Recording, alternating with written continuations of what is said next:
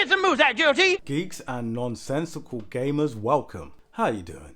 Now, it has recently been announced that Microsoft have said they are officially done making games for the Xbox One. I know for many of you it's been a long time coming, so rejoice. Because up until this point, let's not lie to ourselves, they were continuously making games for the Xbox One and the Xbox Series X and S. If you are trying to port the game to different generations of consoles, then the games themselves, they're going to suffer. It seems as though they are attempting to now push Sony and make this generation of consoles a lot more competitive. And with this announcement now taking place, this now means that Microsoft can somewhat bring their A game. Hopefully, more AAA games. The news itself couldn't have come at a better time. The news itself couldn't have come at a righter time. But does anyone else find this convenient? That this announcement was made after the showcase, after a successful showcase, quite possibly one of the most exciting showcases in quite some time.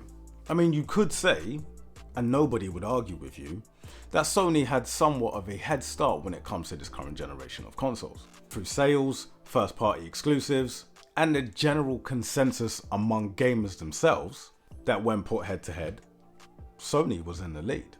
But I think Microsoft, or we can now see that Microsoft is trying or attempting their best to change all that. And this, should you be an Xbox, or actually a gaming fan in general, should have you feeling way more optimistic about the next 12, 24, even 36 months from now. And it also means that development studios are going to get more time and more resources to put into the games which they're going to make. And they shouldn't be having to split the workforce anymore, which is why you ended up with games like Cyberpunk. And this is not to have a go at CD Projekt, because that's a conversation I think we should have at another time. You now see that from titles such as Starfield and Forza Motorsport, this is the reason why Microsoft are now actually making the full leap into next gen. I mean, you could say this news was a long time coming, and Microsoft Series X and S has now been out for, let's say, literally about the last 2 years. And you wouldn't be wrong if you thought to yourself, what games on that console really felt like next gen? Now, I think the one genuine question we can ask ourselves is how long is this generation actually going to be around for? It's now been 2 and a bit years. Is it going to extend to 5, 7, maybe even 10? But now that this decision is being made in somewhat a period we could call the early stages of this current latest generation of consoles, I think it's fair to say that there's still time for Microsoft to cover some ground.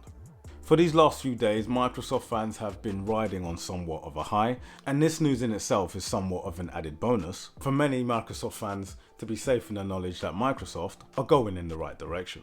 Guys, let me know what you think of the news in the comments below, and if you're liking these videos, please don't forget to hit the like and subscribe if you can. Till next time, peace.